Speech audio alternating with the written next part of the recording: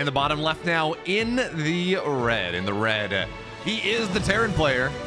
It's Cure.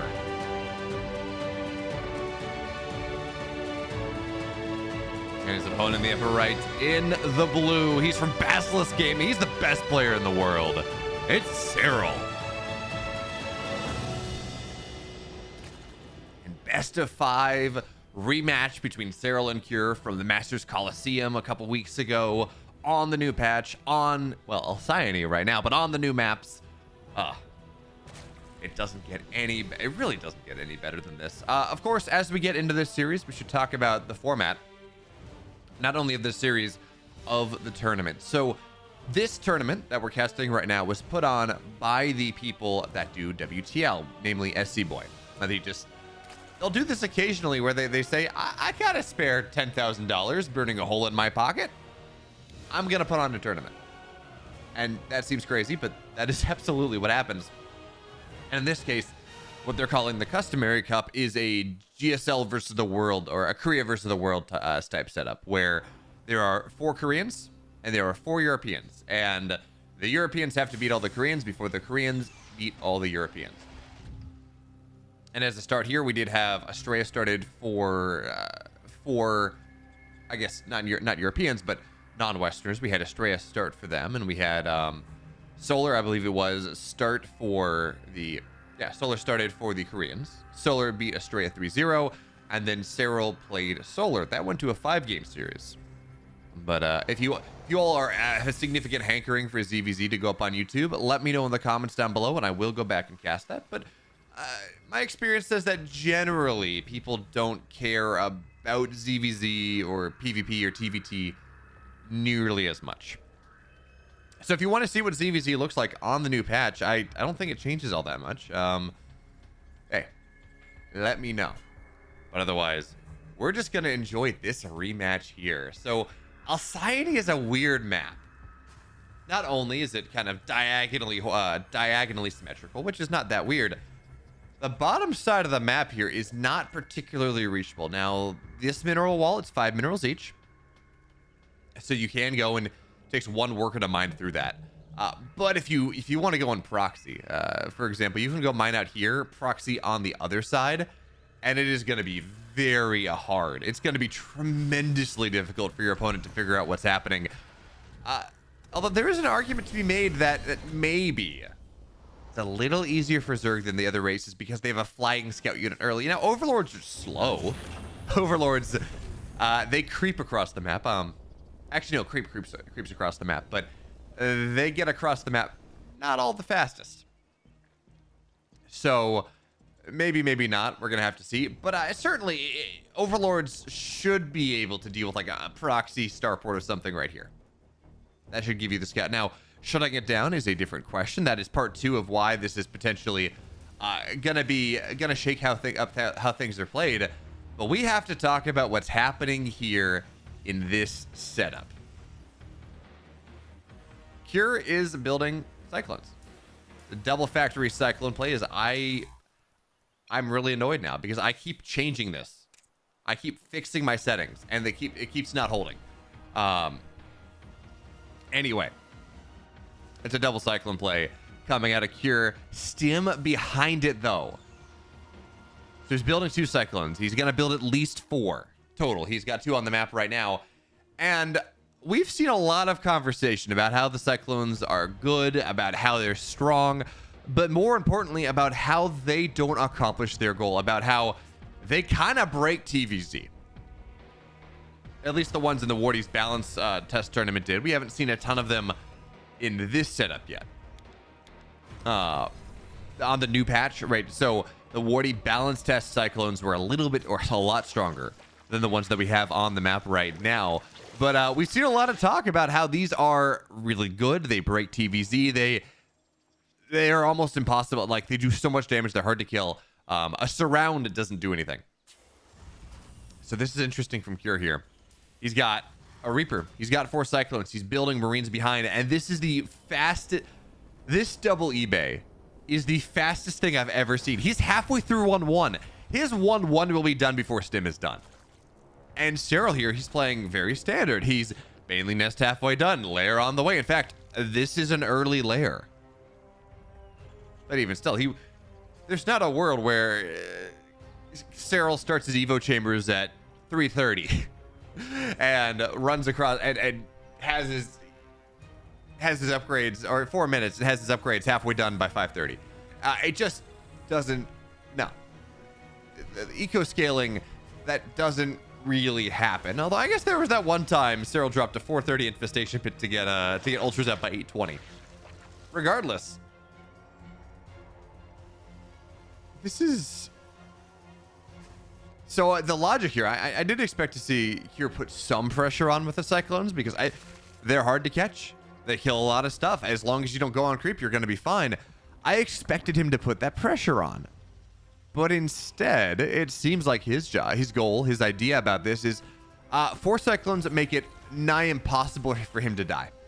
Because I think the logic there, it means Roach pressure is not going to do much of anything, and that's kind of the only bit of early aggression pre 7 minutes that a Zerg has anyways. So the 4 Cyclones lock you down from Roaches, and then you can be as greedy as greedy as you want.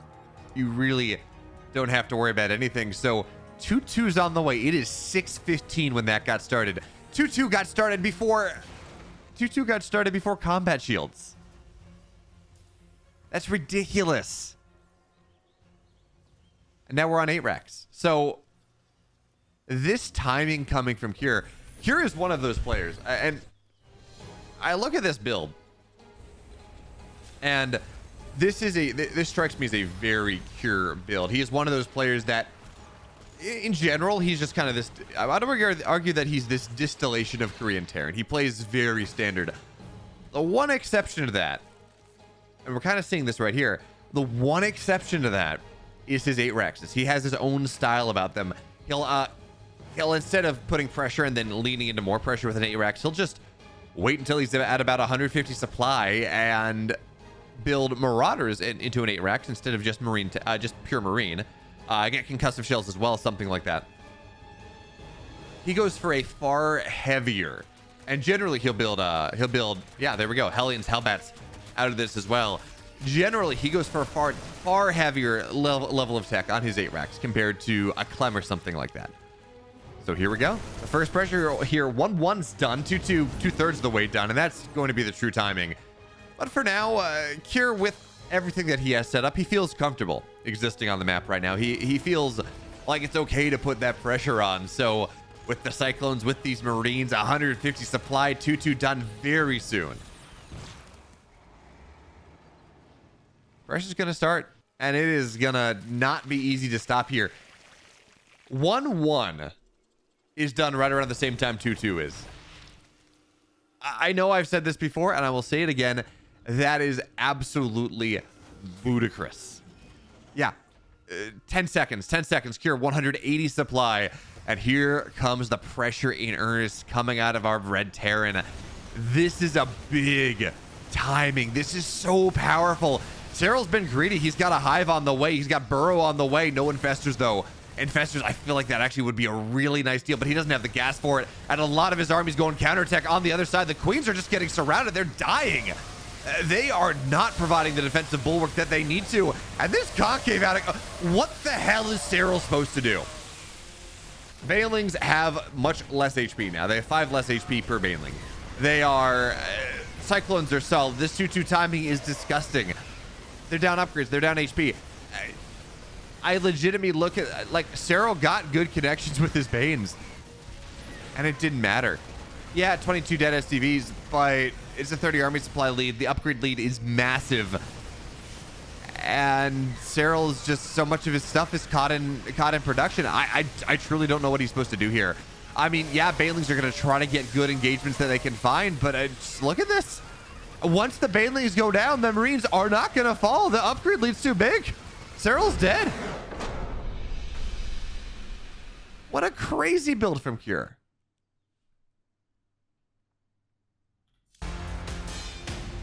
In the upper left now, in the blue. He's up a game off a crazy build. 2-2 done before 9 minutes is just, or even 8 minutes. It's just insane. But in the upper left, in the red, or in the blue, excuse me, it's Cure. On the bottom right, looking to strike back on Golden Aura. It's Serral.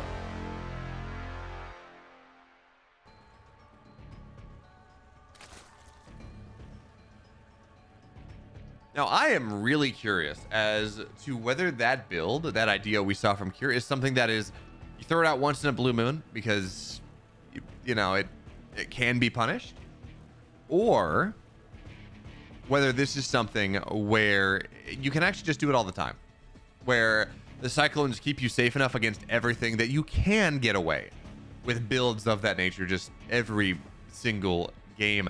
But as we, of course, talk about Serral and Cure and this series, and we should talk a moment about their head-to-head, because this is a rematch of Masters Colosseum, where Serral came from the lower bracket.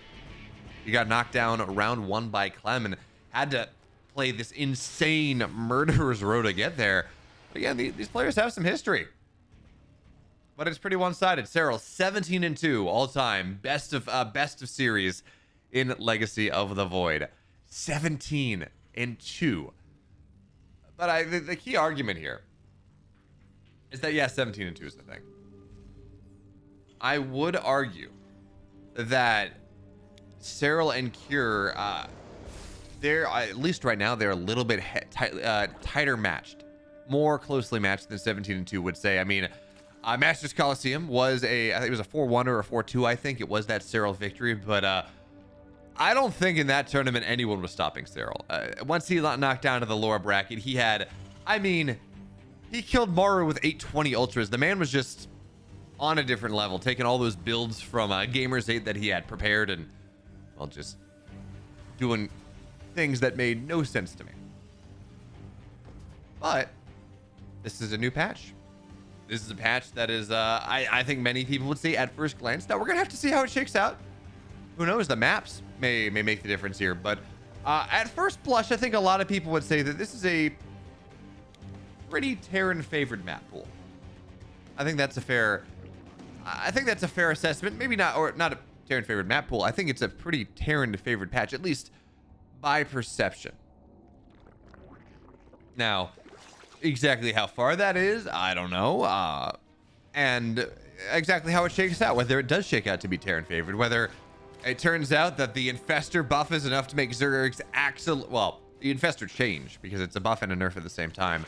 Whether the Infestor change is enough to make Zergs absolutely broken. Maybe Protoss are 5 out of 8 of the GSL and 4 out of 4 top 4 of the GSL, and you know they go from there. Maybe we don't know. But at first blush, it does seem like it is going to be pretty solid there for the Terran players, and they're certainly not complaining. But we are seeing a similar opener from Cure once again. This time, a little different though. So game 1, we saw it was 4 Cyclones into double eBay as quick as possible.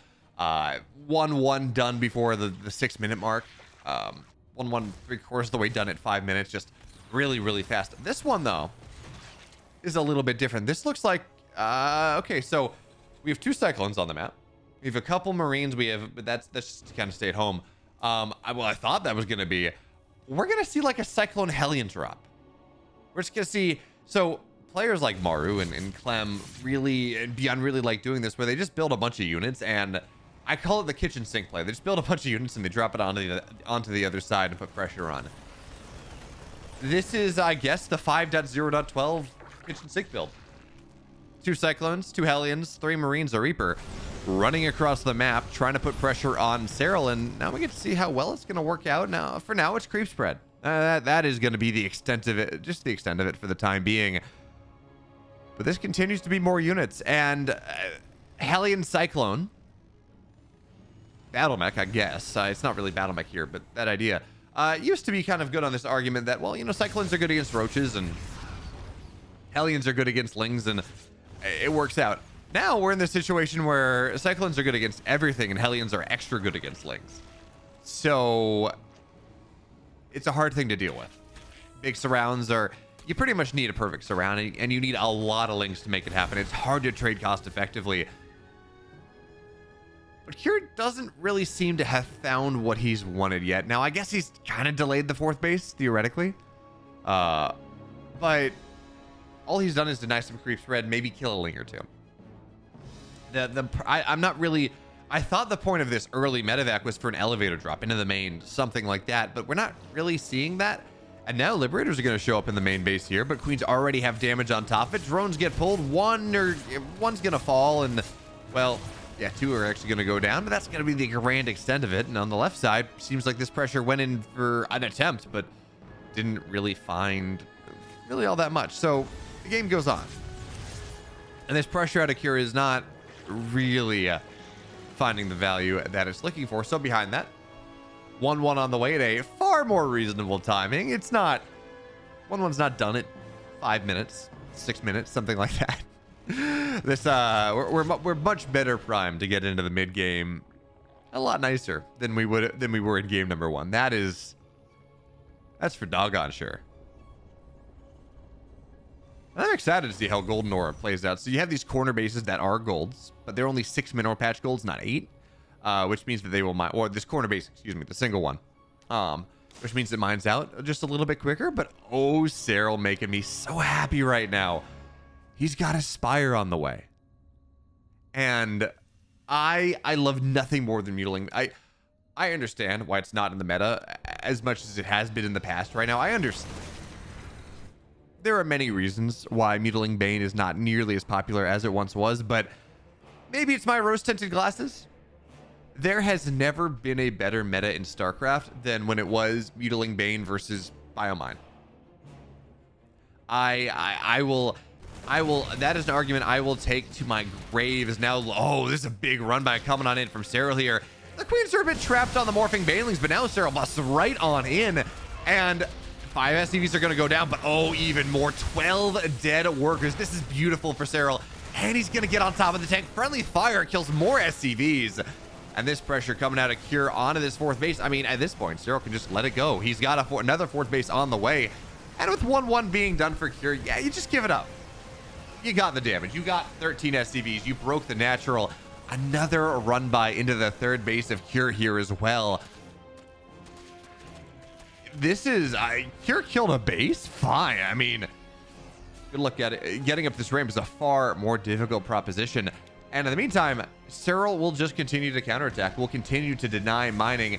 And in fact, he's going to flood down the ramp right now. The Banelings are clustered though, and with 5 less HP, they can go down very quickly. Even still, everything's going to cluster on top. The tanks will go down. The Marines go down.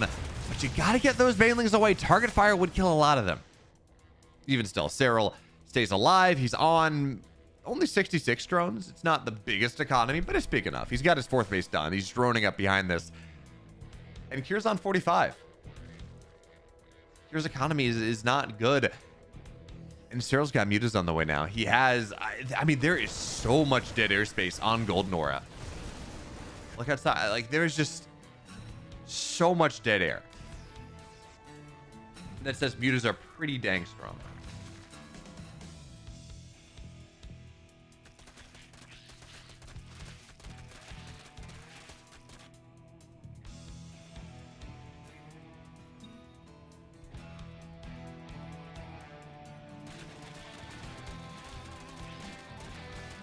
We do have yet to see. So mutas are, so one of the issues with mutas that we've gotten past at this point in the game is getting to them. Either you go 2 base muta, you go 3 hatch muta, kind of like Serral's gone for.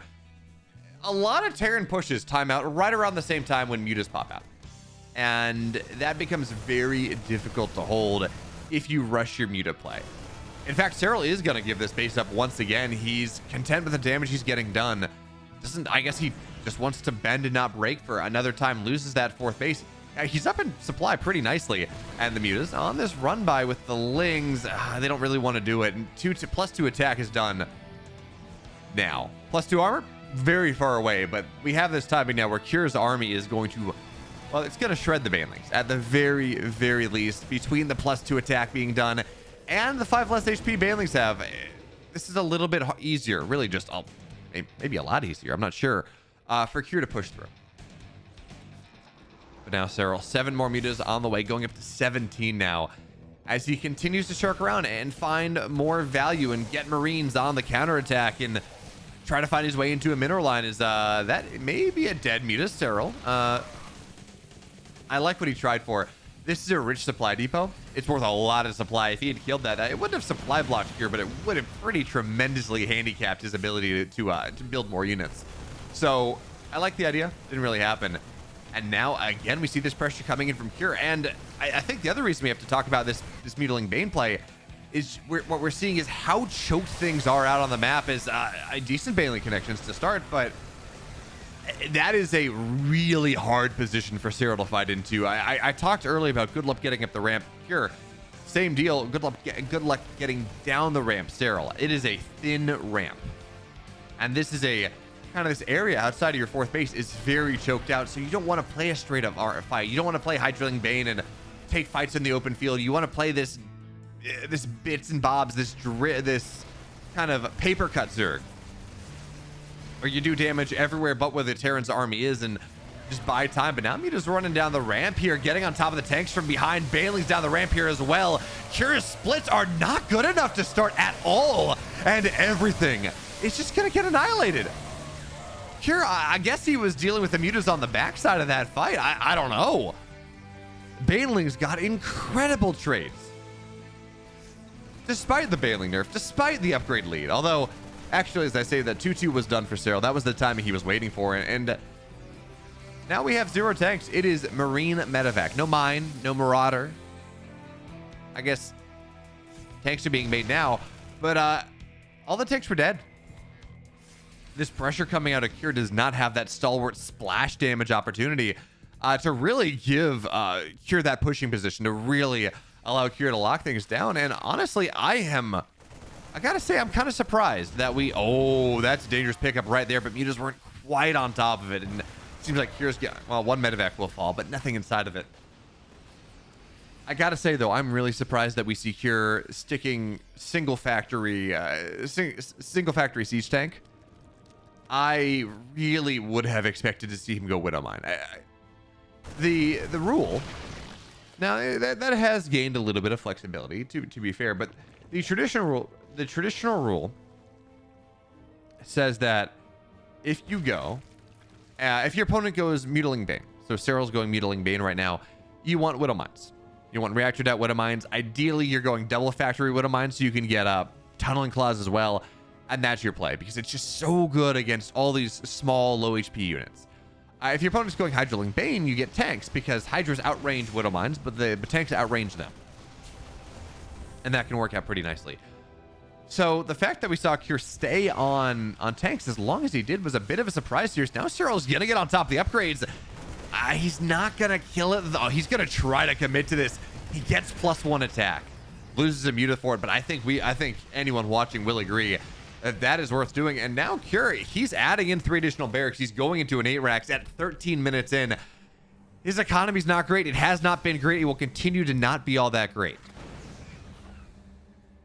But it seems like that is just going to have to be his approach to this game going forward. He really is struggling to get that 4th base. The Mutas have been doing such a good job of keeping Cure back, of denying his tech, of denying his economy, of denying everything that he wants. And that means now that instead of getting a 4th base, he's adding on 3 additional barracks. I think he's going to float his main over to his 4th. But his economy has not been... look at the last 10 minutes. There was one brief second where he spiked ahead when I guess Serral lost a base and had to pull away, but pretty quickly had another. Pretty much this entire game, Serral has done such a good job of just curtailing the economy of Cure in a pretty tremendous way. So another Widow Mine will go down here. This is interesting though, and I don't know how I feel about it.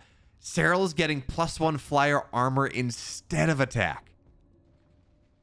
Now, if he already had +2 and didn't have Hive and was going, sure, fine. He's got +1 attack. Attack upgrades on Mutas are so impactful because they apply to every bounce. But I mean, Serral's just going to try to bust right here, right now, deny this main base, 4th base location, and it's not going to be great. But he's got money. He's got a bank. He can afford these types of not the most cost-effective trades. I wonder, talk about this upgrade. So the upgrade was buffed in 5.0.12. the cost was decreased to bring it in line. So now armor upgrades cost just the same as attack upgrades. So +1 armor is 150, 150. I think if I'm remembering that right. +1 attack is 150, 150. So armor is the same. So it's a little bit cheaper. So maybe the argument is that, you know what? Mutas are on a timer in Legacy of the Void far more than they were in Heart of the Swarm, because ghosts just kind of invalidate them. You snipe, they do so much damage versus light units, and they snipe them down, and it's hard to run away. So I was gonna say, I wonder if the argument is I'm just going to invest in the upgrades on my mutas just a little bit less, because I know that there is going to be kind of this eventual timing where they're not good, and in the meantime they're going to be safer diving into missile turrets and things like that, and it's going to be fine. But apparently not. Apparently that is not the answer, because +2 attack is on the way behind this, and we're just seeing battle mutas. That makes me really happy. Battle Muta is pretty awesome, where you have them as part of your army. Is now Banelings off creep, not a fight you want to tank there. I mean, they're going to get some connections, but you don't want to fight off creep. Not with this composition. It's all about the Mutas forcing here onto your side of the map, where you swallow him whole. And it seems like Serral is he's just about there. We're at the point now where production structures are starting to get killed. This is no longer an 8 racks, it's a 7 racks. And now Serral thinks about running down the ramp. He kills off a couple Marauder. Oh no, Cure. That is so many Marines, and the friendly fire on the Widow Mines as well. That may have just done it in and of itself. Serral's got so much room to play with. He can give this base up if he wants. I don't think he's going to, but he can. He's got so much time on the map, and now down the ramp here, there are no Widow Mines. There's nothing to really kill these Banelings easily and quickly, the Lings as well. And Cure's got to run. He's got to run away in the Mutaflock. Okay, seems like okay, Serral's got to be careful. Seems like the Mutaflock did eat a Widow Mine, and that does mean that Cure doesn't have to worry about them diving on top at the moment. But Serral is very close to Adrenal. He is 3-3, a little bit slower, and that is the timing that Cure has, as the Widow Mines on the left side will fall. But even still, the supplies are, well, actually, army supply is pretty good, but Cure's just not splitting well. That's the long and short of it. Banelings have been nerfed, but these Banelings are getting great connections. And we talked about how the supply was roughly equivalent. Now it's 30 army supply in Serral's favor, and yeah, he lost the 4th base, or the 5th, I guess, in this case, but he's got a 6th and a 7th wherever he wants, as long as he keeps fighting like this, where he's not fighting with his entire army every given opportunity, and just fights a little bit, kills things off, fights a little bit, kills things off, goes for a counterattack, kills more things. Cure is dead. Absolutely. Cure is dead here. What a game from Serral. Just taking only the fights he could win. That was tremendously impressive.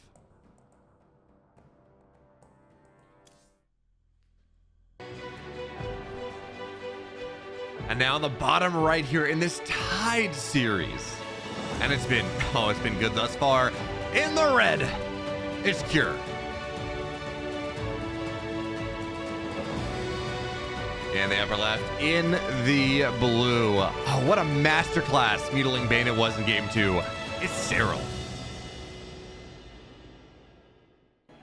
And as we get into game 3 of this series, if you like this, you want more Serral and Cure and Maru and Raynor and Beyond and Max Pax and Hero and all of these awesome players, you should hit the sub button below this video, because just about every single day of the week, or at least the majority of the days of the week, I upload a VOD. It's a best of 3, it's a best of 5, it's a best of 7.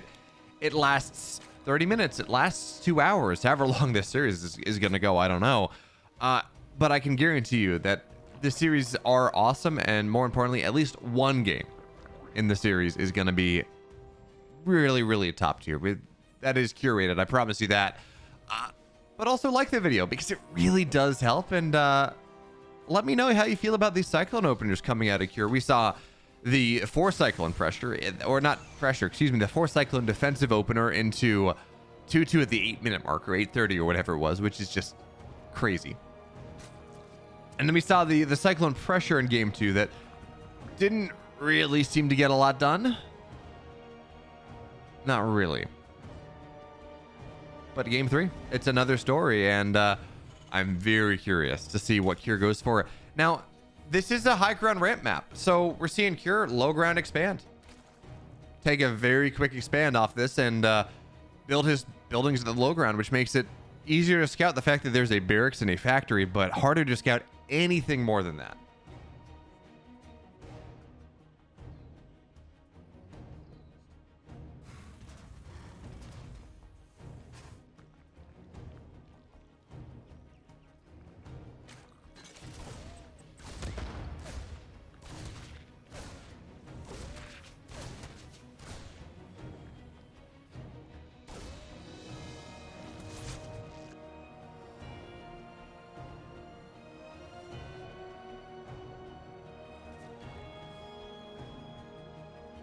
So other interesting parts about this map is Serral does take the linear base. You got a high ground, low ground, high ground to deal with, which makes any sort of pressure running and like setting up right here. I mean, it's really hard to run down the gullet like that as a Terran, but if you're able to get there, you can really kind of split things out a little bit. But Cure, 3 minutes in, this is a 3cc cyclone play, so it seems like we're not going to see the very, very quick 8 racks, really quick 1-1, really quick 2-2 type of timing. But it seems like Cure's read on the Cyclones is different from a lot of people's. He's built at least 2 of them every single game. But it seems like the read's a little bit different, where it appears that Cure's read on the Cyclone is not, wow, I can kill people with it. It is, wow, I can be as greedy as I want to be. And if I build Cyclones, there is no way to punish me. And we see now Cyclones. Heavy damage on the third base of Serral. Does he have speed? Yeah, he does have speed here. So the Queens are going to run forward and looking for the surround. But the surround's just going to shove things off. It's funny. You look at this army and you say, hey, 20 Lings should be able to kill this. I'm not convinced. Between Hellion Splash and just how much damage Cyclones do, they actually kill Lings very quickly. And especially as you add a couple more Hellions, a couple more Cyclones, it's just not going to work out here. Serral was looking for the counterattack. He wanted to catch these 2 Cyclones by themselves, but now that they're out on the map and the rest of Cure runs home, he's not going to find it. His timing just a little bit off, and that's to be expected. In a game like in a new patch, when build orders are really getting iterated upon, especially from, say, the Terrans that have a new toy to play with, it makes sense that, well, timings aren't in stone yet. So Serral, I guess, thinking he was going to catch the extra 2 Cyclones, but again, not quite getting it. And now we're looking at 4 Cyclones, 4 Hellions.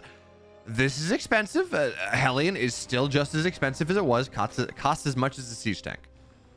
But this is a powerful early game army here. We're going up to 6 and 6.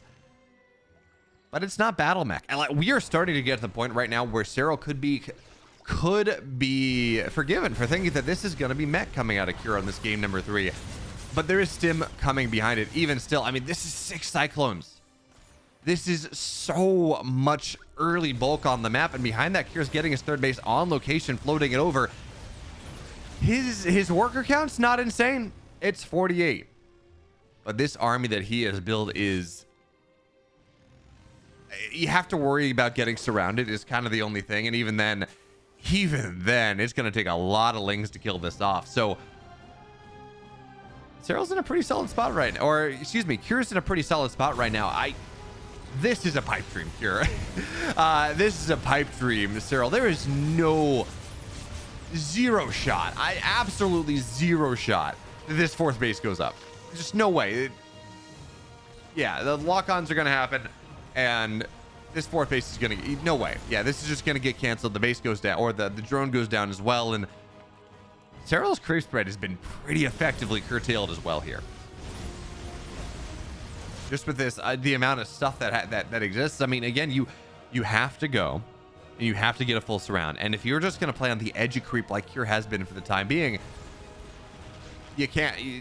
the surround is nigh impossible. Now, there's maybe a world where this happens. The Lings pre-setup on the bottom left side gives Serral an opportunity to get right on top of this army.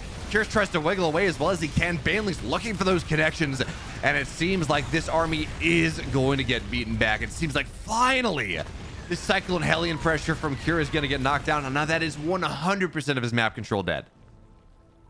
100% gone. Serral keeps his 4th base alive on the 2nd attempt, and not as bad. Finally, I should say finally, Serral's got some breathing room. He's got 61 drones. He needs more. He's building 3 hatches. He's got his 4th base done. A 5th base on the way. A macro hatch on the way. Playing Lingbane Dark style. And now finally he's unlocked on the map. He doesn't have to keep all of his Lings and Banes at home. So, onto the other side of the map. Killing 9 SCVs. Doing damage to Cure. Forcing him back home. Buying time for the creep to be redeveloped because that creep spread was not good. Serral did not. Serral really struggled to get the creep spread on the map with that Cyclone Hellion pressure, so just really not easy to do. And as is common with players like Serral, the moment he's got some space on the map, slam that infestation bed down. Get ready for Hive. Don't stay in the mid game because realistically, I mean, the Zerg mid game has been really heavily nerfed between, well, the addition of the Cyclones in the early game and the Baneling nerf, or the Baneling speed nerf. It's just not good. And now this is weird. So +1 attack done very quickly for Cure. Well, actually, no, it's not weird at all. He has +1 armor on the way as well. He just offset his eBays to justify how much he spent on the early Cyclones. But Serral now, he's got 2-2 on the way, so we just have a brief upgrade lead before everything kind of solidifies for Cure. Is this drop into the main base roughly dealt with, and the reinforcements should deal with the rest of it, so no value there. And Serral's going for a decently timed Hive. Not the quickest, certainly not, but it started right around 8:30. That's pretty good.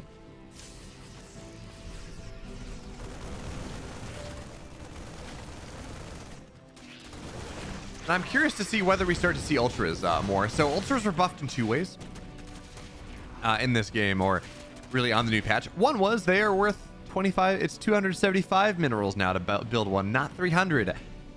You get a free Ling with every ultra. It's great. But the other one, the bigger one, is that Ghost Snipe was nerfed a little bit, so it takes it takes 1 extra snipe to kill a ghost, or to kill an ultra. That Ghost Snipe change does not impact how many snipes it takes to kill a lurker, but it does an ultra. So it's going to be interesting to see if Serral wants to play into that. He did have an Ultra Cavern on the way in that previous game. But Mutilating Bane does tend to go into ultras anyways, so I don't think that's a tell on how good or how not good ultras are. As Widowmine drop goes down, 9 workers fall. But I'm curious if there's a game where we just kind of see ultras be a thing, regardless, just as an idea. This does appear to be what that game would be. So, bit of a run by once again. Widowmines are going to burrow up, and most of them get targeted down. Final Widowmine actually doesn't get that much done. Serral gets the rest of them as well, so very nice there. And oh, that's a big Widowmine on the, or big Baneling on the right side. So Cure takes some hits on both sides, and this is a dead 4th base. Cure, it's a kill, not a cancel. Cure loses his 4th base, and meanwhile Serral is just everywhere. Widowmine drop this time. It's gonna be, there we go, it's gonna be split against pretty nicely. Widowmines don't get much. Serral's expanding everywhere. He's got 5 bases. He's got a 6th one on the way in the bottom left corner, and Cure doesn't have a 4th. Not even on location. He doesn't have a 4th command center. So again, this is one of those games where the macro of Serral, his ability to kind of withstand and hold on, he's really helping him out. And another medevac goes down. I actually didn't see whether there were units inside of it, but no, there weren't, because we didn't hear anything die. So Serral, he's got the bottom left base just about, although it remains to be seen how long that one lasts. There is a triple drop onto this. Lings are there though, actually, so yeah, maybe this will survive after all. That's a big army. Widowmine's trying to get on the drag. He's in 2nd Widowmine, but Serral does a great job of making sure he doesn't take any damage from that one. And now +3 attack is on the way. +2 armor done very, very soon here for Cure. So the upgrades are going to be equal once again. Friendly fire on the Widowmines, but it's only on the medevacs. Nothing dies yet. And Serral actually building a Hydra Den behind this. Now, Hydra upgrades were buffed.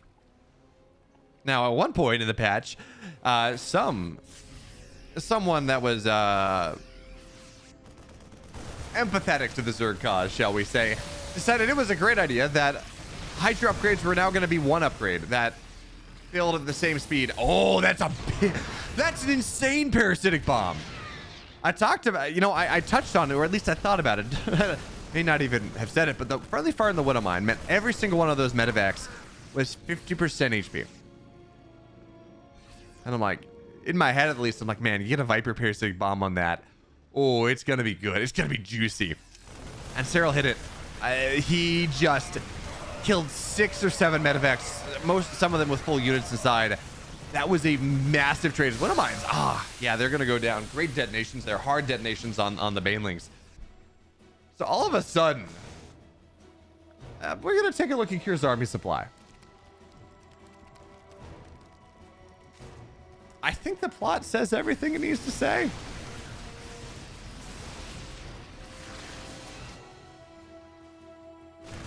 I don't think I need to say anything more about that. That is just bonkers. But yeah, so the Hydra upgrades, they were buffed in how fast it takes for them to upgrade. But there are still 2. As Banelings bust through, it's going to be a dead starport. Is that the only starport? Yeah. Only starport on the map just went down.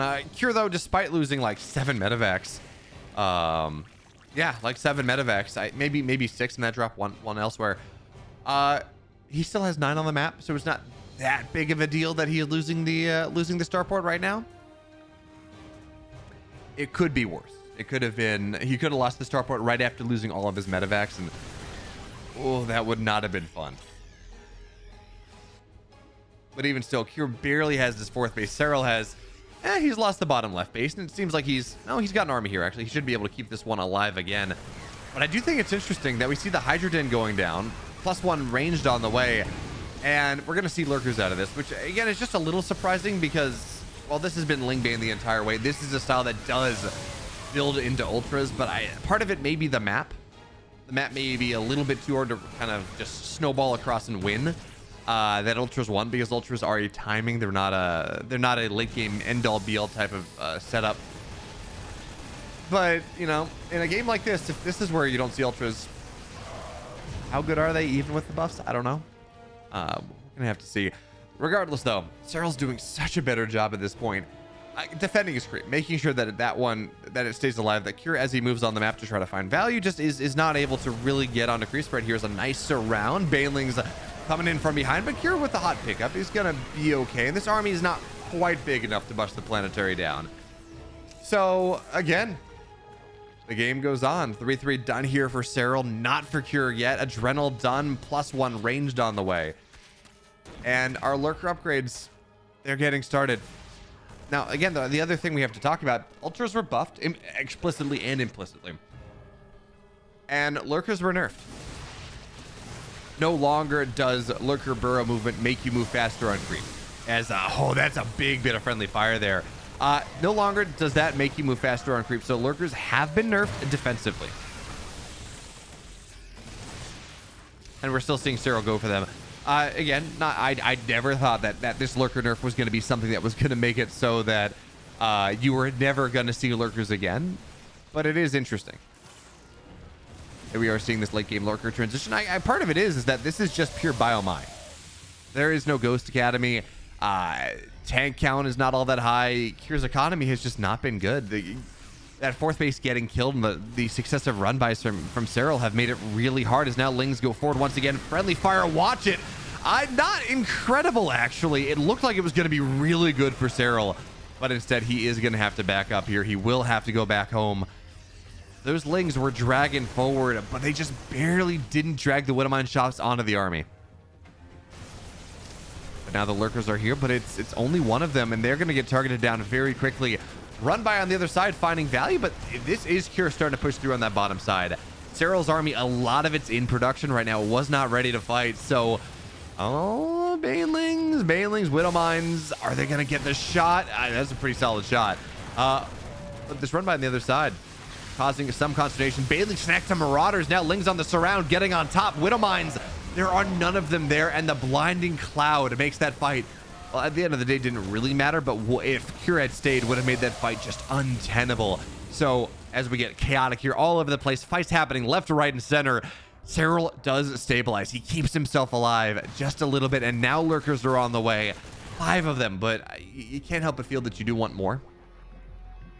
And Serral does have the gas count to accommodate that. 1,000 gas, 400 minerals, wants to be able to take that bottom left face. He's on 80 drones.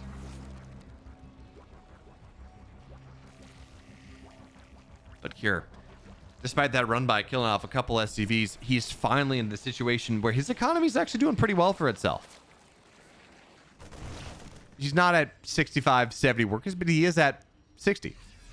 And, oh, hold position here on the lurkers off creep. Is Cure going to expect this? He's been pushing through this side of the map quite a bit, but, oh, no. He's circumnavigating. He's going the other way. Serral thought he had the trap right there with the lurkers, but he doesn't. And Cure's going to attack through a different angle. Now, Serral can still go and move those lurkers to another spot and try to do it again, but he is going to have to give this bottom left base up, which in fairness has mined quite a bit, but Serral's got to give up another base here. And this game that has been so very good for Serral for the last 18 minutes or so, it's starting to look a lot better for Cure. He's swept the bottom left side. Serral's base count is not nearly as high as it once was. He's got his 6th base on the way. He only has 5 mining bases. He's lost a lot of his economy. 77 workers are great, but if you're not mining from them, it doesn't matter. And now 4 ghosts are on the way. Personal cloaking is on the way, and we talked about how the ghost snipe got nerfed. Oh, that was a juicy that lurker hold position micro. That was pretty juicy here. Cure has to find a way to run away, and it seems like he will pick up runaway, fight again another day. But the ghost nerf really only applied to ultras. It still kills lurkers in just as many shots as previously. So we're gonna have to see though, can Serral bust this base down right now? Bailey's trying to find their way in. Lurkers moving forward.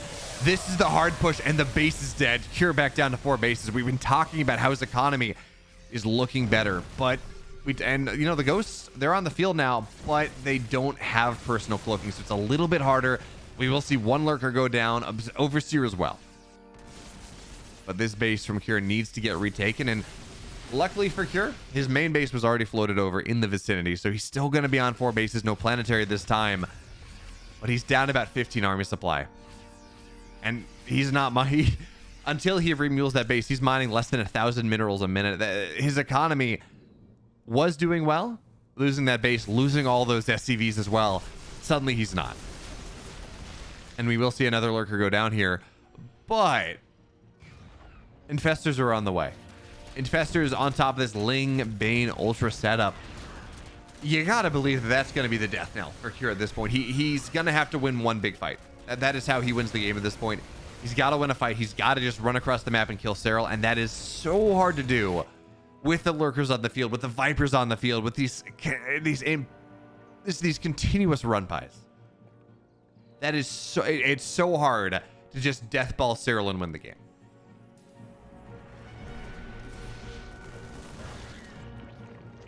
As the scan gets dropped, Serral just with a single Ling, further denying the economy, further delaying the economy of Cure. But he's not going to go for the death push, doesn't think he can do it. So instead, he's going to try to fight his way back into this game, building another command center, redeveloping his economy once again. But even with all this, it's not great. Mining 1,000 minerals a minute, and this infestor from the backside could just be everything. Serral thinking about it right now. The infestor's there, it's hiding. And Serral, do you move? You got the drop on the left side. He's not responding to it. He doesn't.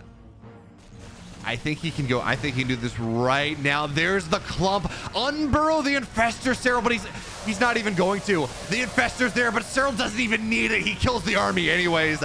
And Cure, this was the hope, the dream. It's done. It's dusted. Yeah, Serral lost a base. Cure has lost the game at this point. His economy in shreds. His army in shreds. All the ghosts are going to go down. Lurkers on the left side are going to start to siege away at the last mining base. Widow mines are good. They are. They're not good enough. Here, he hasn't tapped out of the game just yet, but 33 SCVs, 71 army supply. Yeah, he is dead here. The Infestor, moral support, not even necessary. Serral, he takes a 2-1 lead in this best of 5. And now we move into game number 4 here in the upper right in the blue. Almost fighting back into that third game. He's Cure. And at bottom left here with a gas cancel build. A Gamer's 8 build from Serral. Well, from Basilisk. It's Serral. 15 hatch gas cancel, 15 pool gas cancel. The build that really defined Serral's run through the Masters Colosseum. The build, one of the builds that Serral supposedly had rep for Gamers 8, didn't really use, and again decided to use in that Gamers 8 run. And it's really good against 2 racks opener. That isn't part of what this does. You get creep spread on the natural fast, you get queens out fast, you get lings out faster. It's not quite as economically efficient as going 16, 18, 17, something like that, or even a 17 hatch, although we don't see those at all anymore. But what it does is, again, you have these early defensive units, and well, on a map like Radisat, it is important that you get your base down. It is important that you have all these things to deal with, because yeah, there's this pocket base, but it takes a while to get them. Notice Serral's pulling a couple drones. You have to mine out 20 minerals, so 10 on each, which is again 2 trips there to mine that one out. And the third base is, I mean, I don't want to try to take that as a Zerg. That is very pushable. There's this doodad right here. You can cluster tanks around. Now, granted, in the middle of the map, Radusat's also, it's kind of funny. I was talking to Steadfast, he's in a Discord, and he was talking about how he thought that Radusat was, Radhuset, however you say this map, was going to be the most banned map. And in fairness, in competitive play, we're seeing it far less than any of the other 8 maps in the pool. But one of the things that is true about this map is that as close in as map 2 was, which Golden Aura, as close as kind of choked out as Golden Aura's third base is, Radhuset is very wide open through the middle of the map right here. It is gotta be pretty nice for a Zerg to be able to go and get those surrounds. Now, if you get close, there are some horrifying siege positions. I mean, I don't even, there are we can't even click on it. This is destructible, and this is a mineral wall. It takes a long time to get through that. Now, the good news is that you put tanks here, and it's not really going to reach all that far on the other side. But you have kind of this free third base for the Terran, so they can go, well, the same build that Kira's been going every single, well, last game as well, right? Where he went Cyclones into a third base, went just as greedy as possible. And then, of course, there are gold bases all over the place. I mean, this is just a weird map. And there are arguments to be made why it's really good for Zerg. There are arguments to be made why it's maybe not all that great for Zerg. In terms of kind of the expansion patterns, it's super wide open, but it can be hard to deal with drop harass a little bit because of kind of how the core 4 bases work. There are some choked up angles, even as there's a lot of space in the middle that is very wide open that a Zerg can get a really solid surround on. It's going to be hard to go and get creep spread out past this third base from Serral. And because, again, this is this setup is destructible, and I'm not sure how many I'm not sure how many of these you have to kill to get through. It might be one that kills all of it. It might be you have to kill each individual to kind of run a line through. But if you get through that, suddenly you have a double mineral wall that is going to be really hard for the Zerg to get through that you can siege up. So again, excellent, really interesting opportunities on all sides. And for now, Kira's going bio off the Cyclone opener once again. I don't think the opener is nearly as powerful on this map as it was on the previous, just because the third base is untouchable for both sides. This third base is, I mean, you're gonna have to run through a wall of queens, and you will lose Cyclones. I don't care how powerful they are. You run through a wall of queens, you will lose some, unless you kill them all right now. Then lings are going to pop out. But a queen snipe is a really nice way to start the game for Cure. So he's going to get a queen. He's going to deny most of the creep, if not all the creep that's now down onto the low ground, and scans on the high ground here with the Hellions as well. He just wants to shove in. And, you know, we talk about how the third base is untouchable. Well, sure, fine. The queens are just dying. It's funny. Cyclones were changed, so they are... they've always been good against queens. Fairness. But they were changed, so their bonus damage is to mechanical units now, not armored units. Still good against stalkers, not nearly as good against roaches. But Kira's showing us that, well, we can snipe queens. It's regicide. 3 queens, 5 lings, and overlord for 2 hellions. And almost as important, the third, this creep spread is horrible.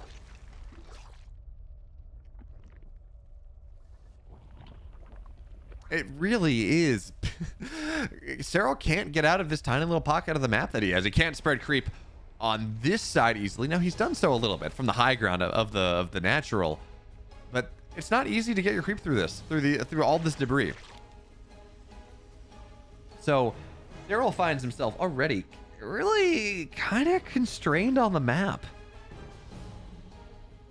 And I think as a result of that, he is going Needling Bane off this. There is that Spire on the way. Again, Reducet is another map with a pretty decent dead airspace. It is another map where you can go and harass and multi-prong a little bit in the air, which is really nice for me to play, both to defend against drop pressure and also to attack. But here comes Cure right now. There's a lot of bio here, and there's no Baneley speed. There's no Ling upgrades, just speed. Cyclone's doing a great job of doing damage to the queens, and this fourth base may just go down. But for now, the queens, they're gonna find their way forward. And let's see what Serral can do. So Cyclone, it's died. Only 3 now on the map, not 4. 25% less power. Baneley's now morphed in as well. Baneley speed not done yet, but again, it is a little bit faster than it was at this time last week, or really 2 weeks ago at this point. It is just that little bit faster. So there's a bit of a slimmer timing here that Cure is looking to hit before Banelings can just run right on top of them. But combat shields are done. 1-1 is going to time out nearly perfectly with centrifugal hooks.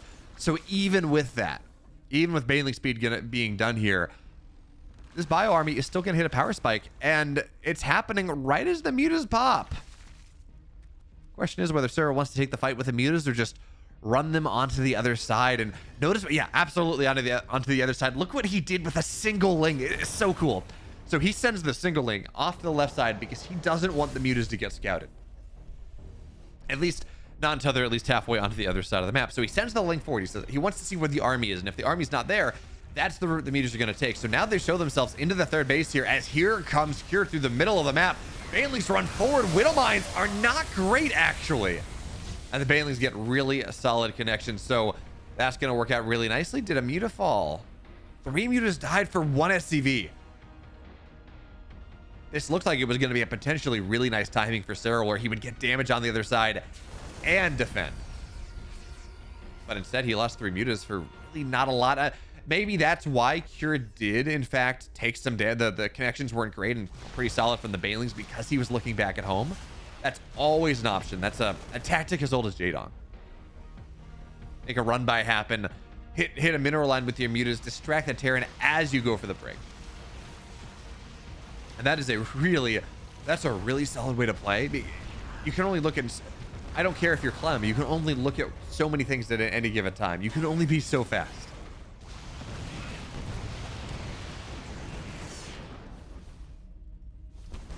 Now with the Thors just sitting here, another muta will go down. Serral's okay. He is surviving, but we're not seeing the damage from the mutas that we saw previously, as this drop does get dealt with. In fact, there are 11 mutas on the map, but from this lock, there are like 4 left. 5 mutas have died for a single, for 3 SCVs. This is just, the mutas aren't getting enough value, I don't think. It just doesn't, and another muta's dead. Cure is doing such a good job at making sure that these mutas, they do not last long enough. They do not find their value, and we're going to hit this point. 2-2 is done in 30 seconds. 2-2 will be done very, very quickly. And yeah, Serral is going to be maxed out. He's going to have lots of mutas, lots of lings, lots of banelings. He's not going to have 2-2. this 2 upgrade timing that Hero's gonna have as he maxes out, with Thor's in the mix, with +2 attack just about done, armor getting added in. Yeah, armor's done now as well. This army that Cure has for himself is really, it's going to be much stronger than what Serral has. It's just, that's the long and short of it. He's up 20 army supply. He's got so much more, and Serral's sharking around. He's looking for those reinforcements. He can get a Thor. He can maybe get the Thor here, but the second one rotates around, so really doesn't get that much. And now the question becomes where Cure wants to move, where Cure wants to attack through. And it looks like, yeah, okay, this is the one that makes the most sense. There's really not a lot of creep around it. If he gets this base, he's going to get the north side base here as well. Let's see what Cure is going to find as he's going to stim forward here. Now, no Widow Mines on the front line, so the Banelings, they get some connections, but it's really not all that much here. And now here comes Serral. This pre-split from Cure is fantastic. The Banelings are just getting gunned down. They're all falling down here. Now, the Mutas may be able to do enough to make this worthwhile. They may be enough here to just clean things up, but there's another round of Terran. And that spread, that split coming out of Cure, I don't even want this. I want this. Double the resources lost coming out of Serral right now is not a good. Yes, you trade worse as a Mutilating Bane player. You don't trade this much worse. Cure is just really playing well at this point, and his splits, his trades, the momentum that he's been able to build for himself is so powerful. And 2-2's not even done. Widow Mines are going to massively friendly fire. They're going to get that Thor. They're going to get some Marines. And that's going to have to be the type of thing that Serral's looking for. That was a massive friendly fire. Thor went down. Medivacs went down. Marines went down. It bought Serral some time. It bought him the 5 seconds, the 10, the 15 seconds he needed for his upgrades to complete. And now we're looking at the next timing, when Cure is going to have 3-3 is really that next solid positioning. But I just love this game. I talked early on about how, wow, you know, there has never been a better meta in TVZ in my mind than Mutilating Bane Heart of the Swarm. And this is exactly what we're looking at right now. This is pretty much the distillation of Heart of the Swarm, Mutilating Bane. It is, maybe the mutas you come out a little bit slower, but it's multi-prong and harass, and Terran having that faster +3 timing, and now Serral's gonna have to defend and sustain and multi-prong and wait for his hive to complete and wait for his upgrades to complete, because he can't take a straight up fight. So it's all about expanding and harassing and being all over the place, but Cure has to respond. And this is the best version of Starcraft in my mind. As now Serral's gonna get on top of a couple Widow Mines there, cutting down some of the hard push potential from Cure.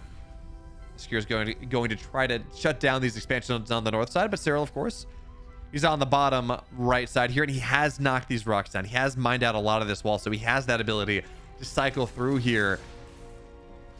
And Serral's getting ready for a straight up fight. He's going to try to take the fight right now, even down upgrades. He doesn't want to lose this base. He doesn't feel like he can afford to, or at the very least, he feels like he can take the fight. So Muta's on the top side, getting a lot of these Marines. But he is going to have to take another one right there. And the base is dead anyways. Too many +3 Marauders. So much anti-armor damage there. And here comes Serral off creep. The wall of Marauders makes that fight impossible. And Serral's going to have to back up once again. He needed a flank, and I think you could flank on this one. I think you could set one up, but he just did not. And now the Banelings, they're going to run forward once again. But look at what's happening. Nothing's dying for the Terran player. I mean, yeah, the supplies are equal, but not really. It's because Serral is building massive reinforcement counts. The fights themselves are just not even.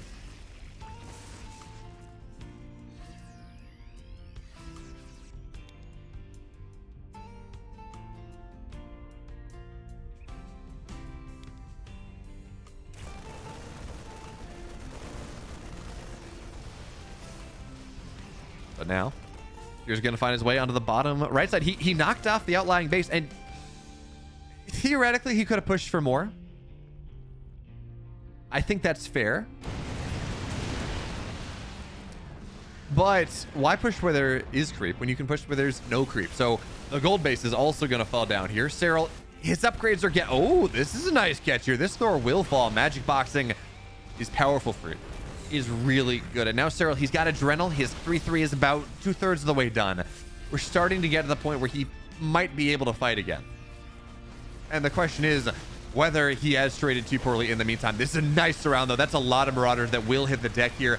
And the Marauders have really been what's making it hard for Serral to take fights. That wall of them at the front lines makes it really hard to fight. You just can't get your Banelings through between concussive shells, and just the fact that Banelings don't do any damage to Marauders at all. So Serral's going to preemptively pull the drones away. He doesn't know that he can hold this base. Again, it's expand where the Terran player is not. 3-3 is about 20 seconds, 25 seconds out, and that's what Serral's waiting for. 15 now, but it's not going to be ready in time not to save this base. So Serral expanding on the north side. Drones got away, and that's such a big deal. Serral can't afford to rebuild 15 drones. He really can't. His economy, losing so many bases, is just too problematic. So now Mutas, there are a lot of missile turrets here, and it's going to be really hard for Serral to break through the missile turrets and the army. So he's going to fly somewhere else. Maybe put pressure on the third base, maybe the natural, maybe reinforcements in the main. That seems like a pretty good idea. There are too many missile turrets elsewhere. So Serral going to start to knock down some of the reinforcements, some of the production of the Terran here, as now running down the ramp with 3-3 with Adrenal. This is the fight that Serral's been waiting for. He's been building up to it for the last 4 minutes, but the splits of Cure are so good, and there's no creep to really deal with. So yeah, we saw two barracks go down. Big deal, massive deal. Serral couldn't take the break fight. And now his third base is really starting to come under pressure here. The Banelings can't get past the wall of Marauders, and we need these flanks. But on Reducet, once this path is open, Serral has to run the long way around. It takes him so long to get half of his army to get set up for a surround that it really is hard to save that base. It is so hard to save that base. And the Mutas, even with 2-1, even with +3 on the way, they can't fight by themselves. Not Marines, not with Thor's behind. And Cure's going to find this bottom right base. As Serral's trying to take it, he's going to find the drones. He's going to find the base. The missile turrets won't go up at the very least. But now Cure immediately beelines bottom side. He's not going to let Serral sneak that base away from him. Not at all. So Serral is going to lose another base. It's too far away from his creep at this point to really ever defend. But he's going to try to take a fight in the middle of the map here. Widowmine, friendly fire is going to be pretty nice, but Serral does not want to go up there. Oh, he doesn't want to go up the ramp like that. It's just, the army is just too much right there. It's too choked out. So Serral is really fighting himself between a rock and a hard place now. This map, if it gets split, is really hard for the Zerg to take. And Serral, by losing that third base, by losing all the creep around the third, it's going to be very hard for him to take what was once his third, his gold. The base that he's trying to take right now, the base that this Terran's trying to take, those are all really hard for him, really tough for him to take, just because the creep is not there and will struggle to be there. Widow Mines! Oh, well played. I didn't even see those. Widow Mines on the missile turrets as well. Serral's just dead. He can't fight on Reducet. And that means that we're going to game number 5 of this. This is a good series. This is awesome. And now it's the final game in our series. Ignore the fact that it says 0-0. That's a bug in the upper left. In the red. Playing all manner of awesome, cool builds. His name is Cure.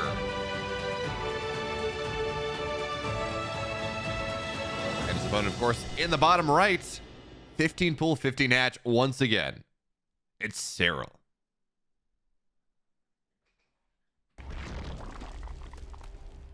Or I guess the better way to say that is this 15 hatch, 15 pool, not 15 pool, 15 hatch. But I'm curious as I look at this, whether Serral is expecting something. So that build, oh, this is so good for Cure.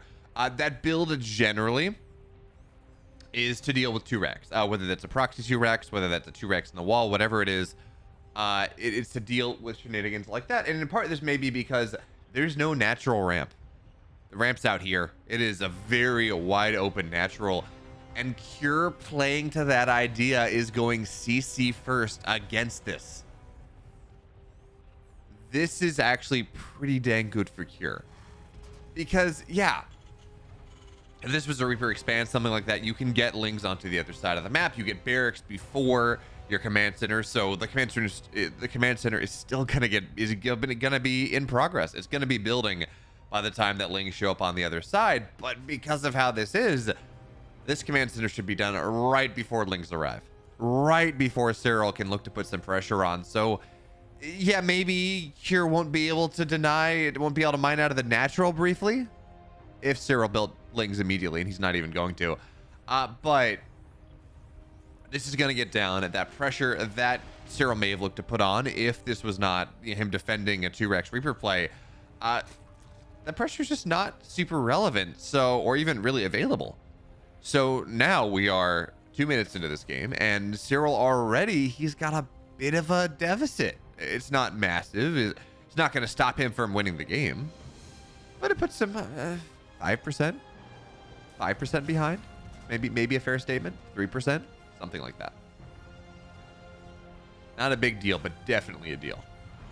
And behind this, Cure is going mech, double factory on the way. And if this was the last patch, I would say, oh, okay, Blue Flame Hellion is going to be exactly what's happening here. Generally, when we see double factory early on, it's a Blue Flame Hellion play. But with the advent of the new Cyclones, there they are, 2 Cyclones on the way, this may not be. Although, as we see the tech lab going down next to this factory, it seems like we are actually, that is going to be a kind of a Blue Flame battle mech idea.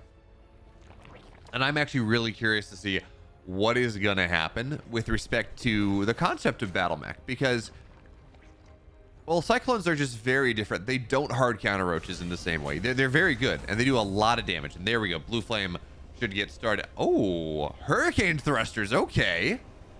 Now, by the way, I know we're calling this Hurricane Thrusters. This is the upgrade that makes Cyclones insanely fast. But where are my Cyclones? Where are the Cyclones at? Yeah. Cyclones don't have thrusters. They have treads. They have tracks. They move a lot. They move on the ground with like 4 different tank tracks. They don't have thrusters. Why are they called Hurricane Thrusters?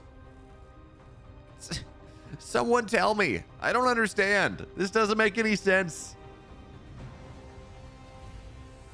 But anyway, that upgrade, as problematically named as it is just about halfway done. And Cyclones are coming out 3 at a time here. This is a lot of pressure that Serral's going to have to deal with. He's got a couple defensive roaches. He's got 5. He's got 4 queens. Cyclones kill this very quickly. And now Overseer into the main base is going to see, well, more Cyclones are getting made. He's going to see the second factory, and that's a good scout to start here as the queen takes a lot of damage, but won't go down yet. And it is notably a little bit scary for here to go and move on to creep. You can get chased down, at least until the Cyclone speed is done. By the way, Serral is rocking out that the build that he... Oh, this is really cool. Serral is gonna knock out the build that he did against Maru in game 5, or in the final game of his Gamers 8 series, where it was very quick hive, very quick ultras, very quick infestation pit. At the very least, it's a quick infestation pit. This might actually just be for infestors to deal with the Cyclone play. But here behind this, it's the old bait and switch. He went double factory. Hurricane Thrusters, speedy Cyclones. And behind that, additional barracks on the way, stim on the way. He's gonna go, and he's going bio behind this, bio mech. Or I really just call this bios. Roaches trying to get on top of the Cyclones. They're gonna get 1. And Cyclones have to kite away. We don't have, there we go. There's more lock-ons. We don't really have the lock-ons right now. But we're seeing Cyclones against sufficient number of roaches, not quite as powerful as they were in the Wardy TV patch, when they were bonus damage to armor versus mechanical. They're still strong units. They're still very good, but they're not shredding every single roach that ever existed type of good. The roach is coming in on the other side, but there are 2 tanks here. Serral's not going to break this. And Cyclone's on the other side, just trying to get as many tanks, or as many queens as they will. Maybe some overlords on the backside. And now these Cyclones are dead, and this is a horrible trade for Cure, actually. He thought he could go and deal with and take advantage of the fact that roaches were on the other side and go counterattack, but he got 2 queens, 2 drones, and overlord for 7 Cyclones.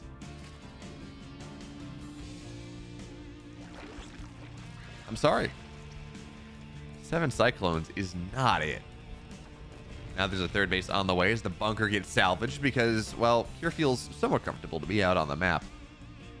And then this infestation pit, by the way, has... Oh, no, we did get an infestor. Okay. So we do have that single infestor, that single fungal that is available. And remember, fungals are different than they used to be. They do a little bit less damage, but you can cast them immediately upon the infestor spawning now, which is a big deal. It really does add to kind of that instantaneous power of the Terran play. But here come roaches on the left side. I mean, there are a lot of tanks here. Bio stim down the ramp as well. First tank falls.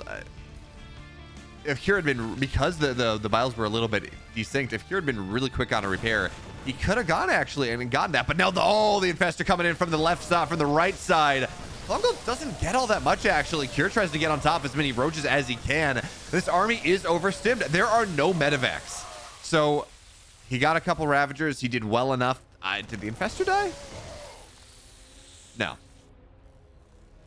Infestor did, in fact, stay alive. So this pressure coming out of Serral, once again, not the biggest of things.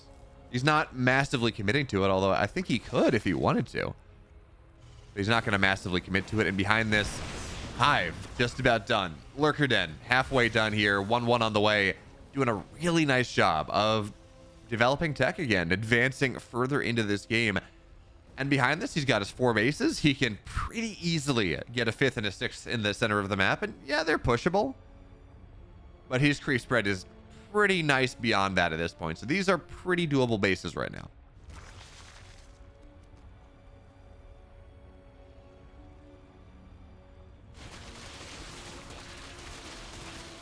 And we're now going to have this situation where lurkers are going to be out against 2-2 bio, against 1-1 bio, realistically. That is... You're just not going to be able to move on the map for quite a while. A Viper's on the way at 820 is just... It's not quite Ultra's on the way. Ultra's popping at 820, but that is insane speed. But Serral kind of realized, we got to point out just how good Serral's decision-making is. He realized that his opponent was going heavy Cyclone pressure, which meant that there was always going to be this kind of doldrum in the mid game. This period of time where the Cyclones aren't nearly as good anymore, and you got to go into something else, whether that is traditional mech, whether that is bio, whatever it is. So Serral realized that, okay, with that being the case, if I survive the Cyclone pressure and I just build enough roaches to deal with it, I can get a really quick Hive. I can get really quick Infestors that A, deal with the Cyclones, and B, secure my mid game.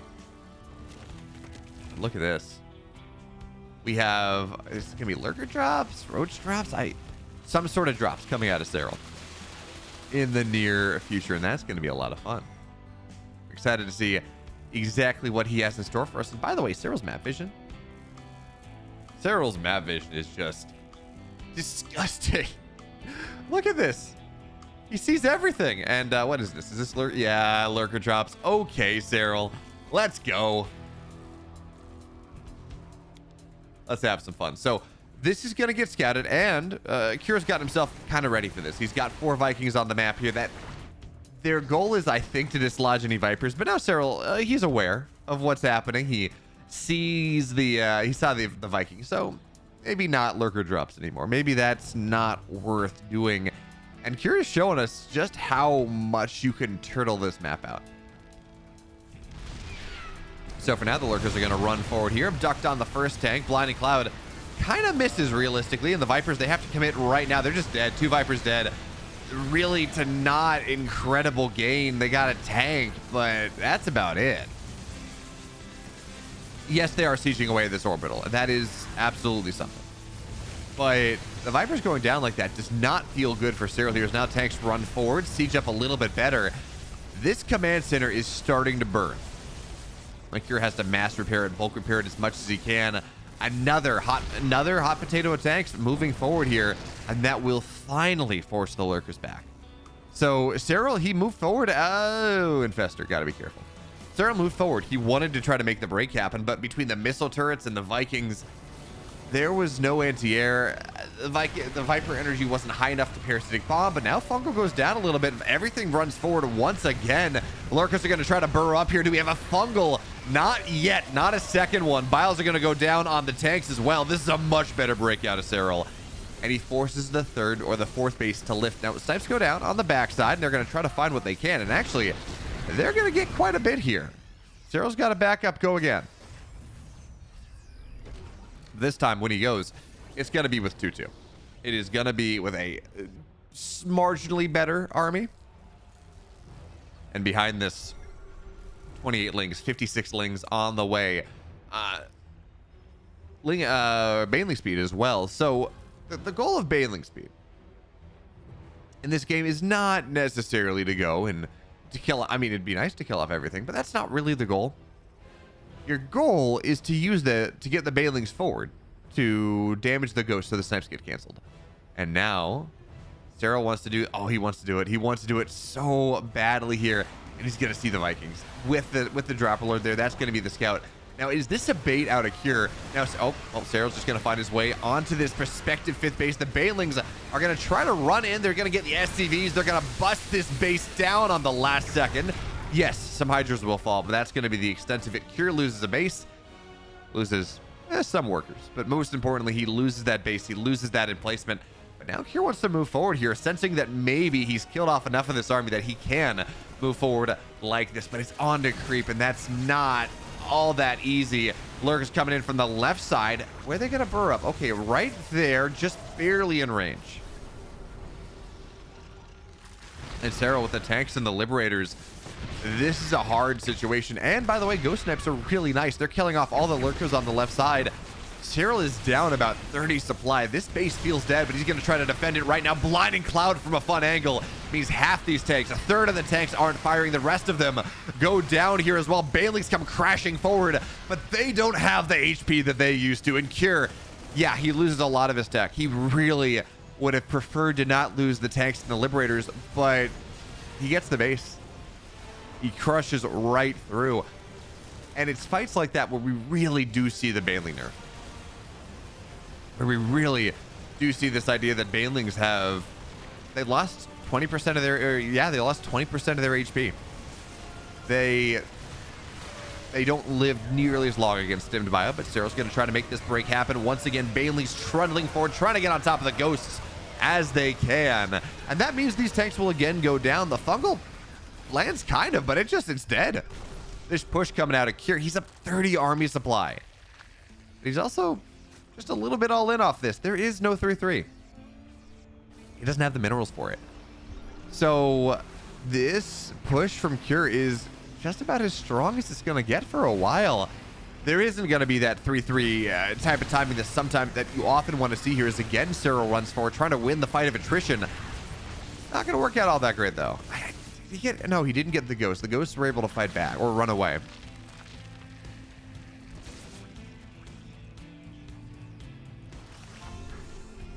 But more Vipers now getting added in. Serral looks for the, Cure goes forward, looks for the snipes, gets abducted on one of the Ghosts. But how many Vipers have died this game? Been 4 dead Vipers. That's a lot of Vipers. That's a lot of gas. So Serral, he lost that one base. But he still has the base on the right side. He's still on 5 hatches. And this run by is kind of promising. Friendly, oh no, it is actually very promising. Friendly fire. Could have gotten a lot more.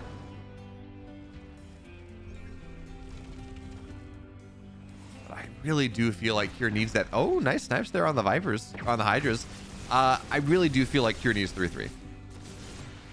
I think that is tremendously important. It just, a lot of the damage from Serral is spellcastery right now with fungals and things, but you really do need 3-3. It's so much damage. It's so much HP against lings and things like that. Keeps your ghost alive a little longer. Means that you can get on top. It means you survive longer against the lurkers. Just in general. It's a really solid option.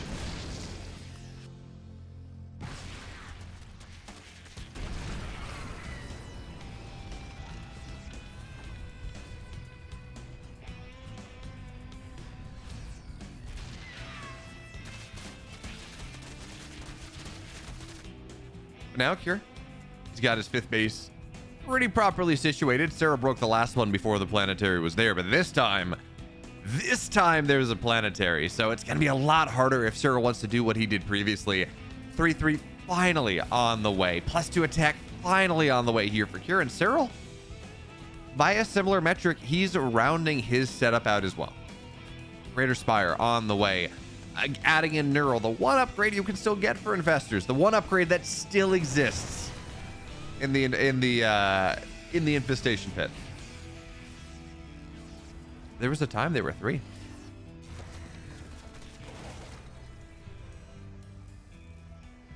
But anyway, +2 attack on the way for the Lings as well. +3 attack for the Lurkers, the Hydras, everything like that.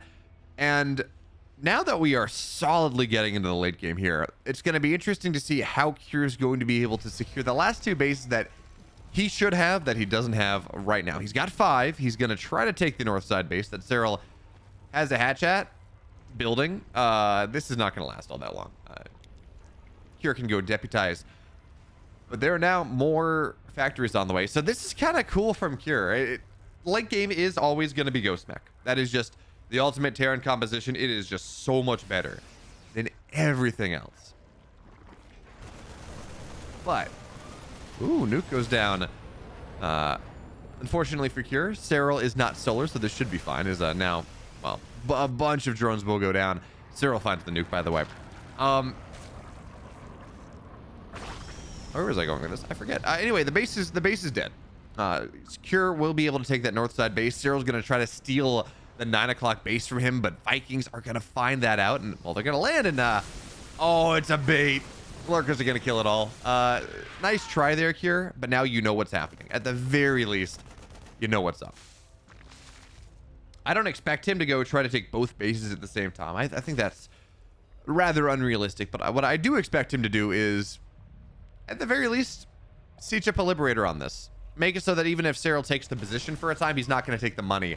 But Lings now on the right side are going to try to prevent this 6th base, from Cure from ever going up.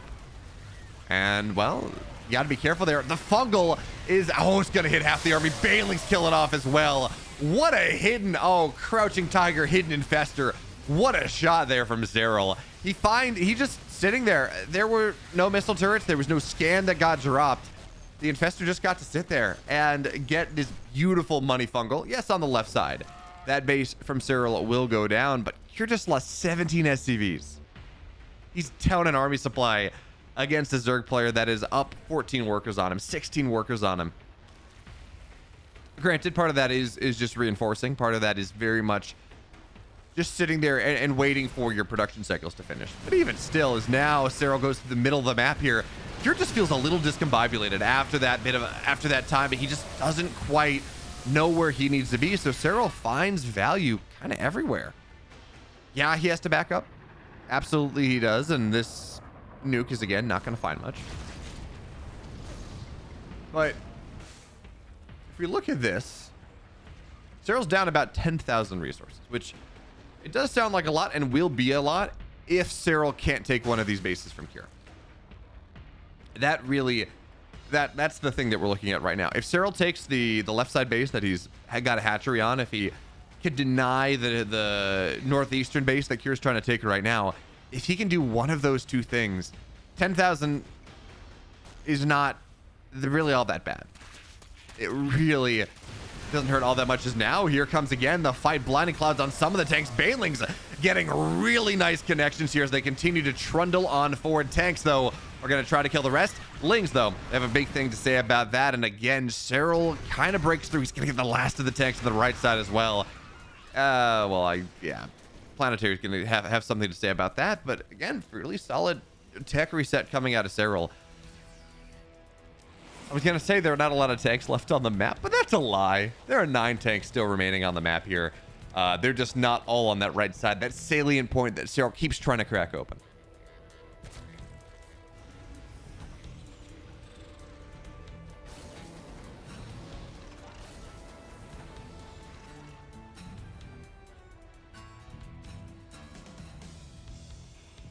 But now here he's rounded out his tech as well. +3 mech attack on the way. He's got +1 armor just to make everything a little bit tankier. And as he drops a scan, he doesn't see the Broodlords on the way. Broodlords that are, of course, very heavily changed compared to last time. Now, or compared to last patch, now Broodlords, their impact damage is the same, but their broodling damage doesn't matter nearly as much, but they are much faster on the map. As Serral, a little bit slow there on the pull, but only 3 drones go down, and a Spore, not the end of the world. But here comes this timing. There are no Thors on the map. We have no Vikings ready here.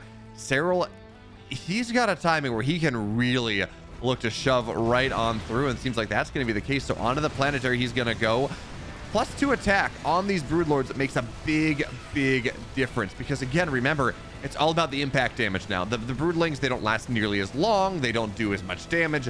It really is about the impact damage. And yeah, you know what, as I said, there is no anti-air. It's not quite true. We're looking at 10 ghosts on the map, and 10 ghosts, if you remember the Home Story Cup series, Serral versus Gumiho last year, a bunch of ghosts can absolutely, as the Banelings, 18 SCVs go down, that base is dead. Ghosts can absolutely go and kill Broodlords. They can catch him off guard. If there's no detection, they can just ruin a Zerg's day in a tremendous way. But Serral got the base on the north side, 20 workers down. And now we're seeing Cure do what a meching Terran does when they need to rejigger, when they need to reconfigure their supply in a way that is, ooh, chain the fungals. There we go, Serral. When they need to reconfigure their supply to deal with a Zerg tech switch. You go base trade with your tanks, because against Broodlords, tanks are just about useless. They're not very good at all. And now Broodlord's getting on top of this one sieged tank, and well, the missile turret's actually doing damage to Broods. I don't think they nerfed the range of the Broodlord. I forget, but I don't think they did. Oh man, this is a sneaky infester. Even being able to see it, you can barely see it. It's now blinding clouds on these tanks. The rest of this hit squad, the run by, as Serral, oh no, almost did something really cool. I thought he abducted into the blinding cloud, which would have been just absolutely badass, but no, not quite there. Is now these Liberators getting chained fungal together here. Neural on the Liberators as well to break the tank line. Oh, that's cool. But now Liberators are starting to join the fray a little bit more. Fungals as well. The Liberators are dead, come hell or high water, but they got so much more damage done for Serral. That was a cool sequence of moves. And if we look at resources lost now, it was 10,000 in favor of Cure, and now it's 5. Rarely, ever so rarely, do we see a game where a Zerg player against Ghost Mech in the late game starts trading better than the Terran does. That doesn't happen, but Serral, he's doing it in the last 5 minutes. He's been doing it here with his fungal play, with the counterattacks and the ability to deal with things. He has been trading better than Cure over the last 5 minutes.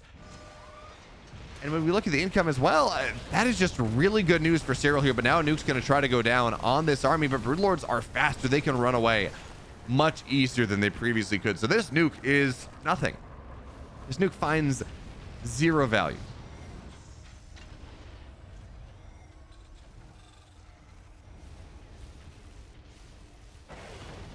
Now, Broodlords again looking to move forward, and we see just how good Thors are against Broods. I mean, yeah, that Thor took a lot of damage, but that was mostly friendly fire. Thors against Broodlords are just, it's insane how good they are. But you do have to find room to get into range, and that's where the Infestors and the Vipers really start to come into the fray. If you can lock the Thors down and drop a blinding cloud on top of them, that is how you Broodlords fight. That is how you can deal with this Thor army right now. That or mass counterattacks and break all the bases of Cure so he never has any money. And we have to be clear, Cure is not mining all that much. It's a nice abduct there on the first Thor, on the tanks as well. We have to be very specific here. Cure is not mining really all that much. Bailings into the, oh, this is gonna be a lot of dead SCVs. 9 go down, only 9 actually. We have to be clear about how much money Cure is mining. He's not mining out of this base. This base dry, the 4th base dry, 3rd base or natural dry, 3rd base absolutely dry. Cure's got a base. Cure has a base. That is it. He is mining so little into this game that it really is, even as Serral has traded worse Actually, the gap continues to get better for Serral at this point. But even if Serral has traded worse, he has so much more money that he doesn't have to win one fight. He can win three. He can lose two and win the third and still win this game at the moment right now. So Lings are gonna backstab into this base, try to get more SCVs down. Cure only has 17, actually 15, as he loses a couple more. And now the Lings burrow. Do you want to drop a scan here, Cure? Can you afford to drop a scan? I don't think so. He did because he has to. And in fairness, how many orbitals does? Yeah, he does have 6 orbitals, so maybe he can. Now the Ling run bys are starting to deal with things. Cure, he feels like he's got to go for this death push. It really does feel like he has to find some way to break the bank of Serral, but the bank of Serral continues to grow, and Cure, he's got this one mining base. Yeah, he's mining 1,700 minerals a minute, but that's just mules. That's not sustainable in the slightest here. Now the Broodlord's onto the planetary, because why not? It's more value, and I mean, we see just how little damage the Broodlings do. The impact damages, again, it's kind of nice. As now snipes go down on the Broodlords right there, but the Fungals are gonna chain things up. Ghost starts to go down here. Liberators try to get on top, but now Infestors run away, try to fight again another day. But Liberators, they're gonna get abducted. They're gonna get fungal down, and this is more tech running away from Cure. He occasionally has a good mineral income because 6 mules at a time. Watch that plummet, by the way. His gas income is miserable. It's so small. And by the way, we're also seeing the big change out of things. The other thing that maybe makes late game Terran mech not quite as oppressive as it was, and that is the fact that Blue Flame Hellions do not, +3 Blue Flame Hellions do not one-shot Lings anymore. These Zerglings, you'll see they're all so very red. A second Hellbat swath will kill off the majority of them, but they don't one-shot. They still have that potential, and because Hellbats, excuse me, they attack so slowly, it's actually not that big of a deal. Like, you have some time. I saw some people arguing that, making it so they don't one-shot it, if they two-shot is not that big of a deal. You know, the Lings are still gonna die anyways. Well, Hellbats don't attack all that quickly. We're seeing right now how valuable of a change that was, and now it's going to be another dead planetary. Cure did break the base on the north side, but I fear he's trading his last mining base for it. At the very least, he's trading a lot of security on the map here. The rocks are now dead. Serral has killed them, so that's another attack path that Serral can find his way into. And now +3 is on these Broodlords. They're going to hit even harder.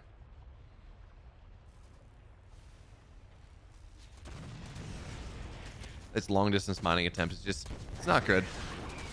Cure's on 14 SCVs. He's mining literally 0 gas. This is based on the left side. Oh no, he lost the refineries.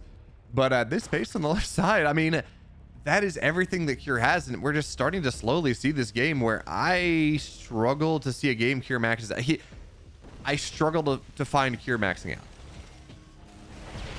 He's got a lot of Thors, but Blinding Clouds, Neurals on the Thors right there, and there are no tanks to buttress this. Yeah, we got some Liberators, but they're just going to get Neuraled as well, and the enemy of my enemy is my friend, or in this case, my enemy is my friend here, because Serral just comes crashing in.